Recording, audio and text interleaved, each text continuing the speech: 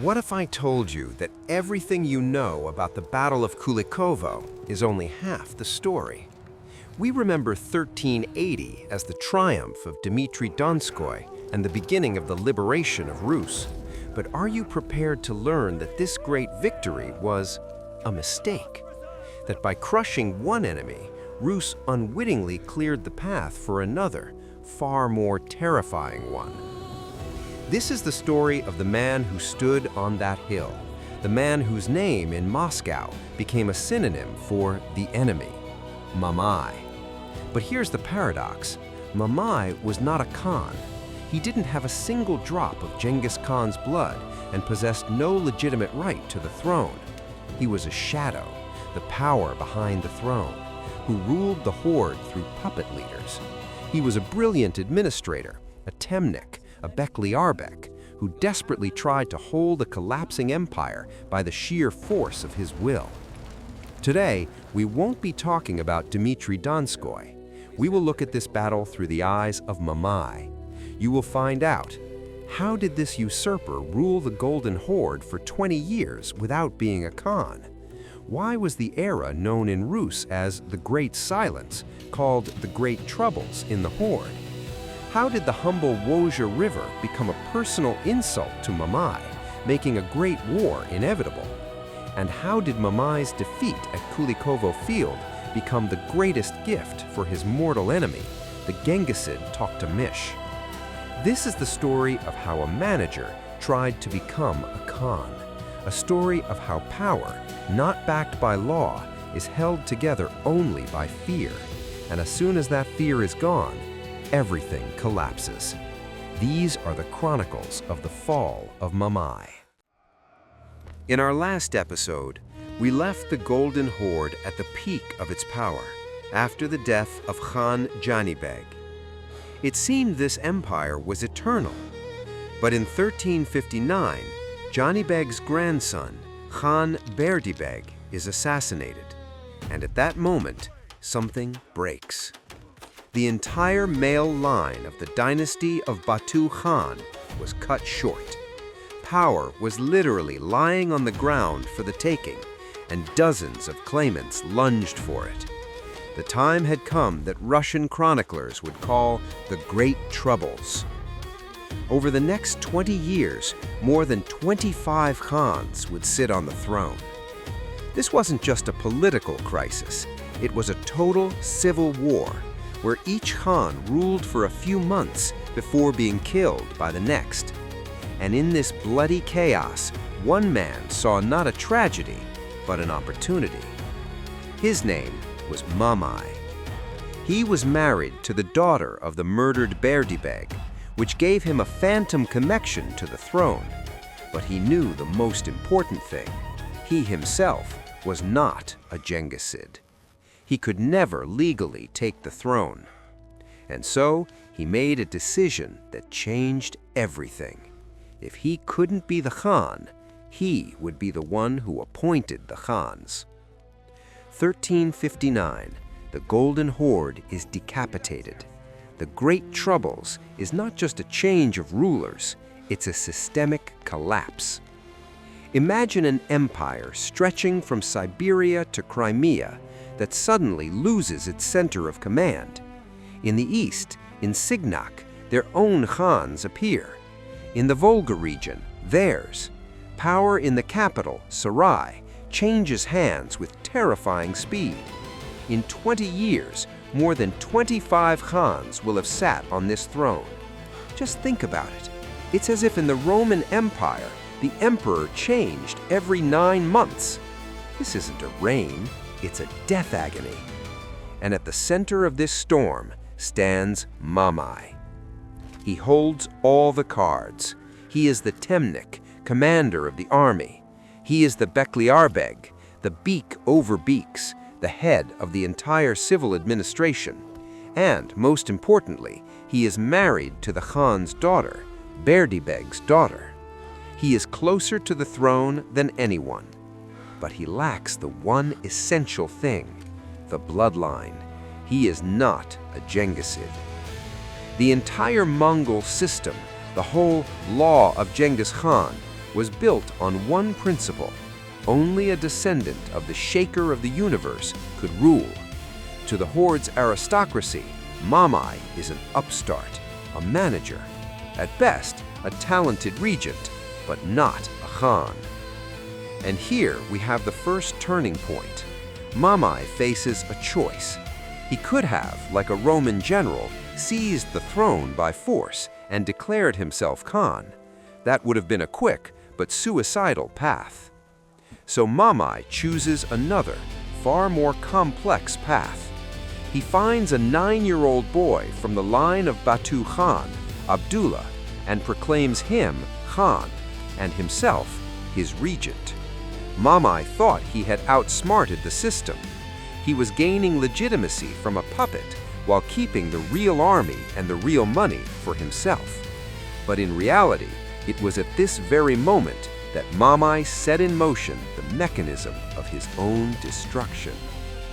While the Khans in Sarai were killing each other, Mamai created his own ulus in the lands between the Volga and Don rivers, his own domain. Historians would call it Mamai's Horde. He stops fighting for the capital and begins to build his own state. He thought he was building a fortress. In reality, he was fracturing the very empire he was supposedly trying to hold together. So what was the internal logic of this act? Mamai was not a warrior, he was an administrator. He didn't want the glory of a Genghisid, he wanted the power of a Bekliarbeg. He wanted the system to work for him. His calculation was simple.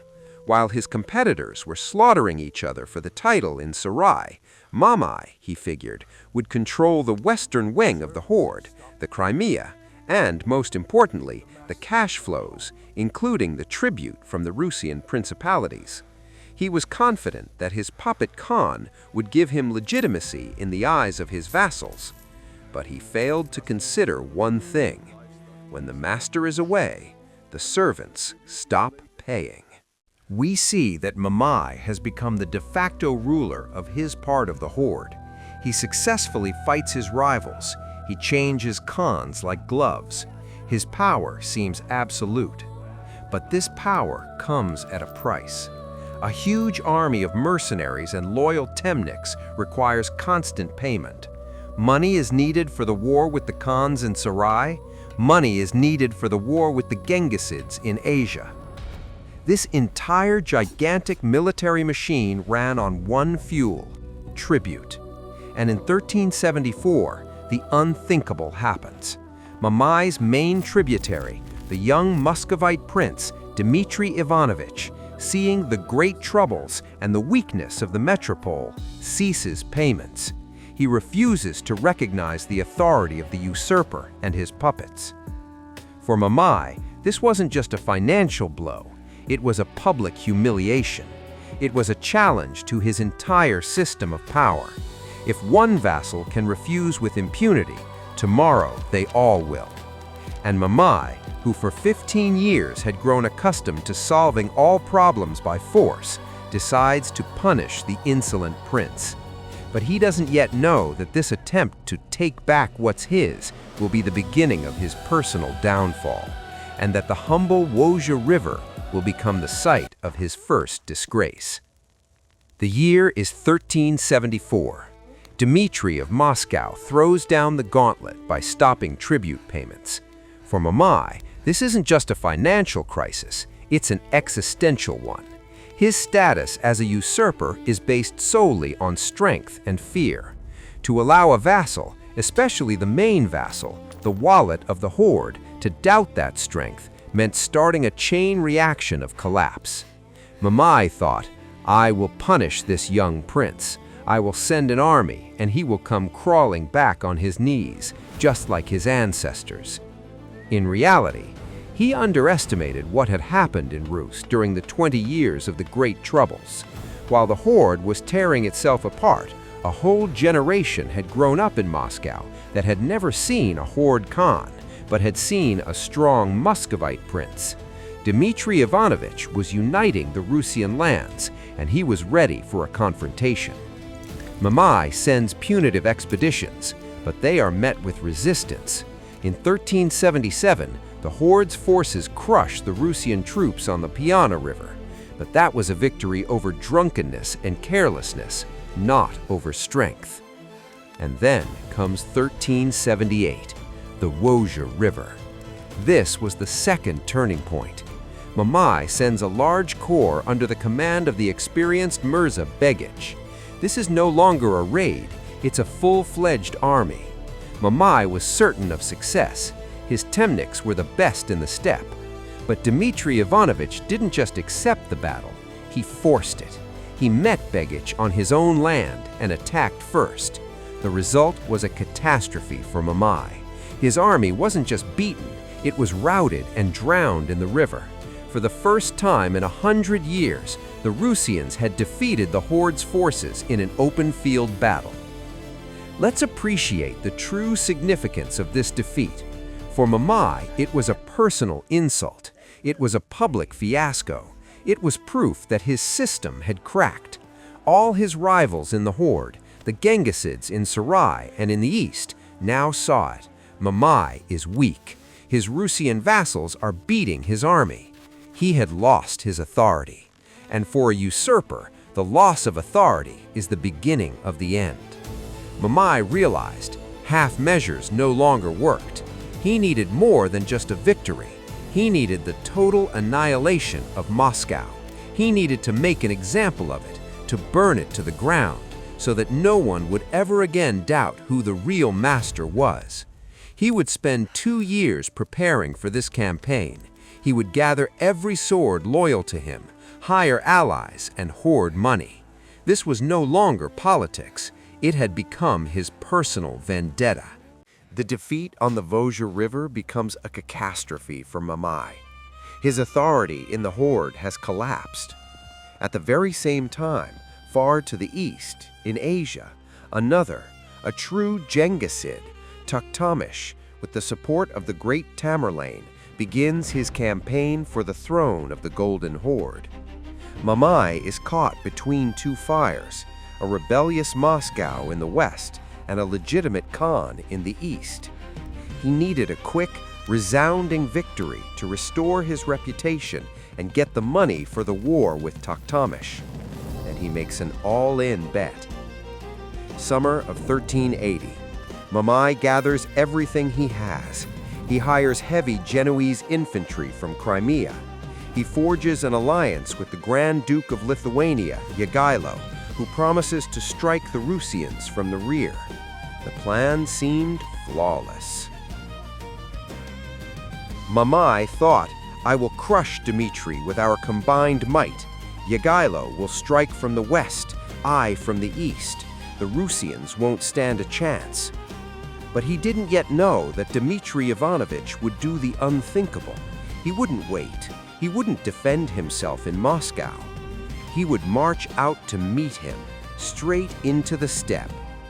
And this gamble by Dmitry would become the last and fatal mistake Mamai would make on a high hill by the Don River. September 8th, 1380, Kulikovo Field. Mamai stands on the red hill and looks down. He's an experienced commander. He chose this place himself. He is waiting. He is waiting for Jogaila. The allied Lithuanian army is only a day's march away. He just needs to hold out, and the Rusians will be caught in a pincer. But Dmitry Donskoy, having crossed the Don River, burned the bridges behind him. He cut off his own path of retreat. He had come not just to fight, he had come to die or to win. And Dmitry attacks first. The battle begins. This isn't a steppe skirmish, it's a meat grinder. Mamai watches as his center, his vaunted Genoese infantry that he hired for a fortune, is drenched in blood. He sees the Rusian regiment standing to the death. He thought, "I am a great temnik. My warriors will break them. I am just waiting for Jogaila." In reality, he had already lost. He lost the moment he allowed Dmitry to force a battle on his own terms before his ally arrived.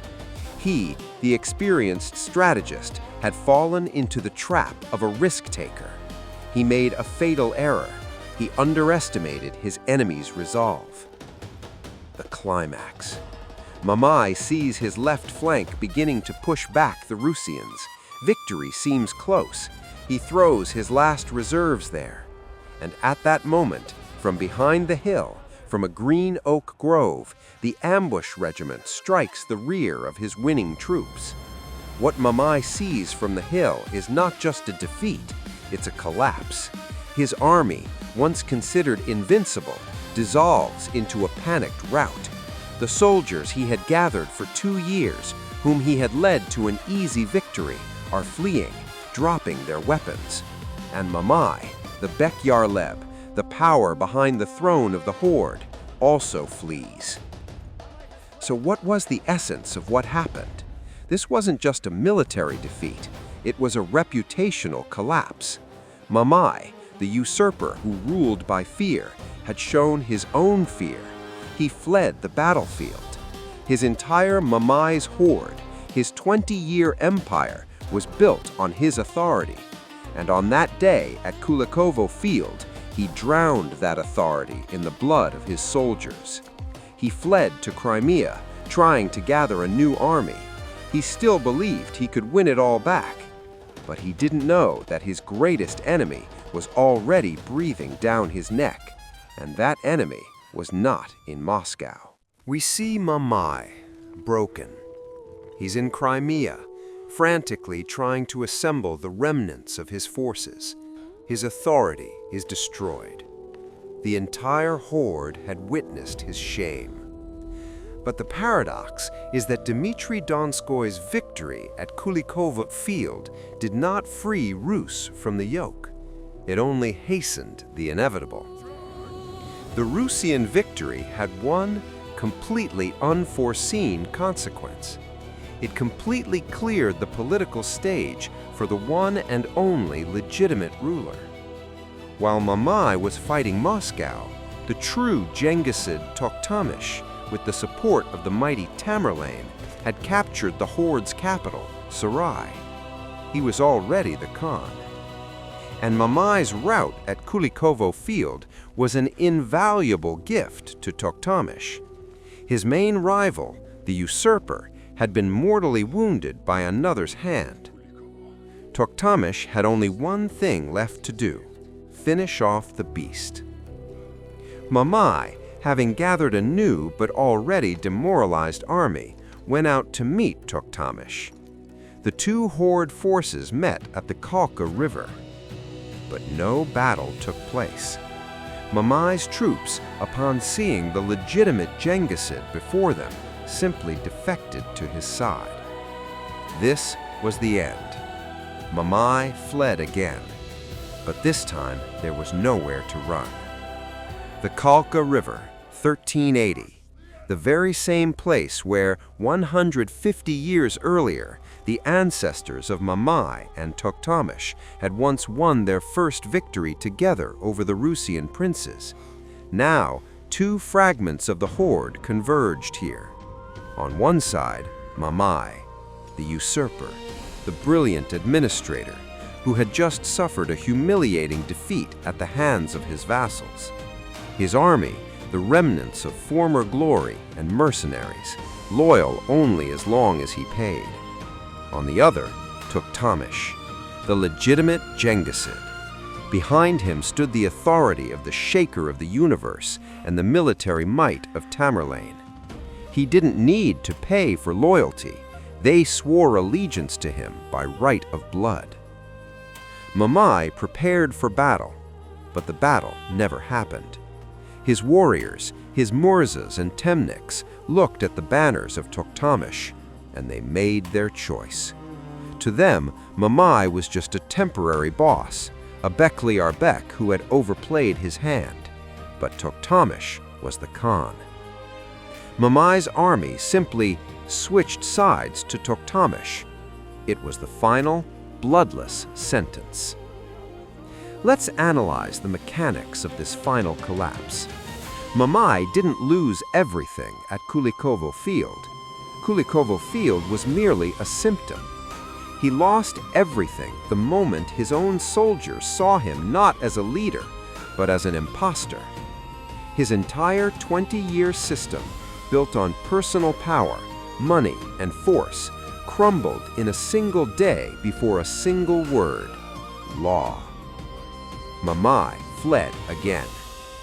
He fled to his last allies, the Genoese in Crimea, to Caffa, modern-day Feodosia. He likely brought the remains of his treasury with him, hoping to buy himself refuge or a ship. He thought, "I am the wealthiest man. My trading partners will not betray me. I will pay." In reality, the Genoese merchants were pragmatists. They had no desire to quarrel with the new powerful Khan Tokhtamysh over a political corpse.